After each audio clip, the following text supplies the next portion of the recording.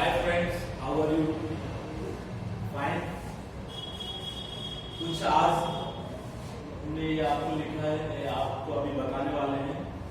क्या है, जो स्टूडेंट्स आईटी या सीएस या ईसी ब्रांच से इंजीनियरिंग कर रहे हैं तो उनको कुछ इंपॉर्टेंट चीज बताना चाहते हैं। जो स्टूडेंट्स एक्चुअल में अभी लास्ट ईयर में है, मींस वो कैंपस ड्राइव अटेंड करेंगे, ठीक है। उनके कुछ प्लान्स होंगे, कोई Google, Microsoft, TCS, Wipro, Infosys, Cognizant, Capgemini, Amdocs, बहुत सारी एमएनसी कंपनीज हैं सॉफ्टवेयर जो डेवलप करती है। आईबीएम है जो हार्डवेयर पे ज्यादा सॉफ्टवेयर डेवलपमेंट करती है। तो ये कंपनीज एक्चुअली पूछती क्या है, और एक्चुअल में हम यूट्यूब पे जो वीडियोस देखते हैं वो बहुत सारी चीजें बताते हैं कि आप पाइथन भी पढ़ लो, एंड्रॉइड भी पढ़ लो, ये भी पढ़ लो, वो भी पढ़ लो। आपको ये सारी चीजें पढ़ने की जरूरत नहीं है, क्योंकि यदि आप फ्रेशर्स हैं और आप क्या हो, लास्ट ईयर में हैं। अगर लास्ट ईयर में है तो आपको एक्चुअल में पढ़ना क्या है वो हम आपको बता देते हैं। तो आप केवल इन पे ही अगर फोकस करेंगे तो आप एक अच्छे से अच्छी एमएनसी कंपनी में सिलेक्ट हो जाएंगे कैंपस ड्राइव में।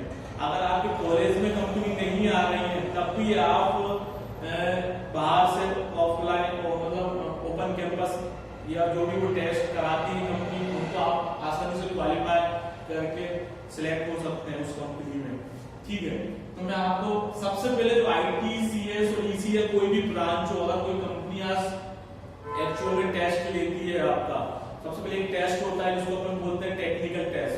तो टेक्निकल टेस्ट में सबसे पहले आप कोई सा भी सॉफ्टवेयर आप डेवलप करें, कोई सी भी वेबसाइट डिजाइन करें, या कोई सा भी आप एक ऐप बनाएं, गेम बनाएं, एंड्रॉइड ऐप्स, जो भी आप बनाना चाहते हैं ऑनलाइन, उसमें मैथमेटिक्स के कॉन्सेप्ट जरूर से जरूर लगेंगे। जो भी आपने मैथमेटिक्स पढ़ी है, एप्टीट्यूड पढ़ी है, या इंटीग्रल या डिफरेंशियल पढ़े हैं, तो ये सारे यूज होते हैं सॉफ्टवेयर में। जब आप मतलब ये जो मैथमेटिक्स ये कोई सी लैंग्वेज के साथ यूज होते हैं, जब आप सी के साथ यूज कर लें कॉन्सेप्ट को मैथमेटिक्स के, या सी प्लस प्लस के साथ, जावा के साथ, पाइथन के साथ, तो कोई सी भी लैंग्वेज एक सिंपल है, बस उसके पीछे एक मैथमेटिक्स लॉजिक यूज होते हैं, कुछ रीजनिंग यूज होती है, तभी तो सॉफ्टवेयर काम करता है जो आप काम करवाना चाहते हैं। तो आईटी, सीएस, ईसी वाले स्टूडेंट्स सबसे पहले एप्टीट्यूड एंड रीजनिंग अपना अच्छा कर लें। और सीधी बात एक है कि अगर आप एप्टीट्यूड, रीजनिंग और इंग्लिश अच्छा कर लेंगे तो ये साथ में आपके गवर्नमेंट एग्जाम में भी काम आएगा। चाहे आप यूपीएससी, रेलवे, आईपीएस, कोई सा भी एग्जाम गवर्नमेंट देते हो तो एप्टीट्यूड, रीजनिंग, इंग्लिश आती है। या कोई टेक्निकल एग्जाम गेट देते हो उसमें भी, नेट, उसमें भी एप्टीट्यूड, रीजनिंग आना कंपलसरी है। तो ये इसलिए कंपलसरी कर दिया, एप्टीट्यूड, रीजनिंग इसलिए कंपलसरी कर दिया क्योंकि इनके थ्रू ही सॉफ्टवेयर बनना है, इनकी कॉन्सेप्ट सी या जावा जो भी लैंग्वेज भी यूज होना है, तो एप्टीट्यूड और रीजनिंग आप अच्छे से पढ़ लें। उसके बाद सीएस, आईटी, ईसी स्टूडेंट्स क्या करें, सी लैंग्वेज पर सबसे ज्यादा फोकस करें। अब एक लैंग्वेज तो सिंपल आप सी लैंग्वेज 15 से 20 दिन में सीख सकते हैं, लेकिन अगर एक्चुअल में अगर आपको प्रोग्रामिंग के कॉन्सेप्ट डेवलप करना है, मैथमेटिक्स कॉन्सेप्ट डेवलप करना है, या मैथमेटिक्स के कॉन्सेप्ट आपको अप्लाई करना है, तो आपको सी लैंग्वेज का यूज करके मैथमेटिक्स के कॉन्सेप्ट अप्लाई करो। और साथ में क्या है, जो बहुत इंपोर्टेंट सब्जेक्ट है सीएस, आईटी, ईसी स्टूडेंट्स के लिए, वो क्या है, डेटा स्ट्रक्चर। आप कोई सी भी लैंग्वेज सीखिए, कोई सा भी सॉफ्टवेयर बनाइए, डेटा स्ट्रक्चर मींस डेटा को किस कॉन्सेप्ट के थ्रू रखना है, किस तरीके से रखना है, जिससे आप डेटा का मैनिपुलेशन इजीली कर सकें, मतलब ज्यादा टाइम ना लगे, ज्यादा स्पेस ना लगे। तो उसके लिए आपका डेटा स्ट्रक्चर बहुत बड़ा रोल प्ले करता है। अब जब एफटी सीख लिया, सी सीख लिया, डेटा स्ट्रक्चर सीख लिया, उसके बाद हर कंपनी में, हर सॉफ्टवेयर के लिए डेटाबेस मैनेजमेंट सिस्टम के कॉन्सेप्ट सीखना जरूरी है। अगर आपको डीबीएमएस के कॉन्सेप्ट अच्छी तरीके से आ जाते हैं तो फिर आप कोई सा भी डेटा बेस मैनेजमेंट सिस्टम का एडवांस सब्जेक्ट पढ़ सकते हैं, कोई दिक्कत नहीं जाएगी। तो कंपनी को क्या चाहिए, एमएनसी कंपनी को केवल 3 चीजें चाहिए।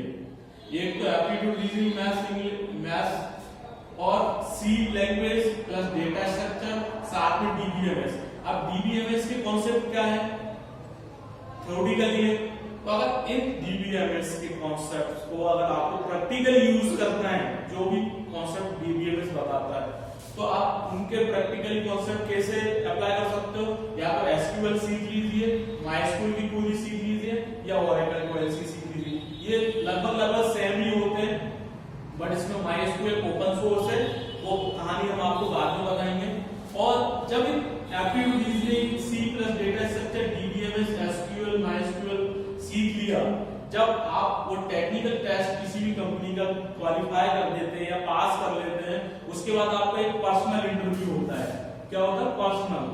जो पर्सनल इंटरव्यू होता है वो आपसे पूछते हैं मेजर प्रोजेक्ट क्या बनाया, कौन सा लैंग्वेज यूज किया, पाइथन का यूज किया या जावा का। आज जो मोस्टली जो फेमस लैंग्वेज दो हैं, इनके फ्रेमवर्क आपको सीखने पड़ेंगे बाद में। तो जो मोस्टली पाइथन और जावा है, वो आप पर्सनैलिटी में पूछते हैं कि जो भी आपने मेजर प्रोजेक्ट बनाया है, तो वो प्रोजेक्ट किस लैंग्वेज पर बनाया और वो लैंग्वेज क्यों, वही लैंग्वेज आपने क्यों यूज करी। तो आपको एक हाई लेवल लैंग्वेज आना चाहिए, जिसका आप जावा का यूज करके जावा सीख सकते हैं या पाइथन सीख सकते हैं। बस ये आप अगर सीख लेते हैं, और जो सबकी एक कॉमन रहता है वो होता है HTML, CSS, bootstrap, JavaScript. JavaScript actual में एनिमेशन के लिए यूज की जाती है, तो ये तो कॉमन है, ये तो आप 10-15 दिन में सिंपल होती है, सीख सकते हैं। लेकिन एक्चुअल में जो आप अगर किसी भी कंपनी में अगर सबसे ज्यादा डिमांड है और आपके अंदर नॉलेज तभी दिखेगा, तभी आपके पास सबसे ज्यादा नॉलेज होगा जब आप एप्टीट्यूड रीजनिंग, सी, डेटा स्ट्रक्चर और डीबीएमएस, एसक्यूएल, माइस्क्यूएल, ये तीन चीजें सीख लेते हो। अगर आप इनको अच्छे से समझ लेते हो आप, तो आगे आप कुछ भी सीखिए, कंप्यूटर साइंस फील्ड का या आईटी फील्ड का या इसी फील्ड का, आपको बहुत इजी लगेगा। कंपनी में इसी तरीके से जाने के लिए ये तीन चीजें आपको सीखना बहुत कंपलसरी है। उसके बाद बहुत सारे यूट्यूब चैनल्स हैं जिसमें आपको कंफ्यूज करते हैं, क्योंकि सीएस में हजारों लैंग्वेजेस हैं और हजारों फ्रेमवर्क्स हैं, नई टेक्नोलॉजी आ रही है, लेकिन वो सारी टेक्नोलॉजी जो एडवांस टेक्नोलॉजी आ रही है वो इस पे ही डिपेंड करती है। उनको सीखने में आपको ज्यादा टाइम नहीं लगेगा अगर इनके कॉन्सेप्ट आपके तगड़े हैं, मतलब अच्छे कॉन्सेप्ट हैं, तो आप कृपया करके इनको सीख लीजिए। Thank you all of you. जय हिंद।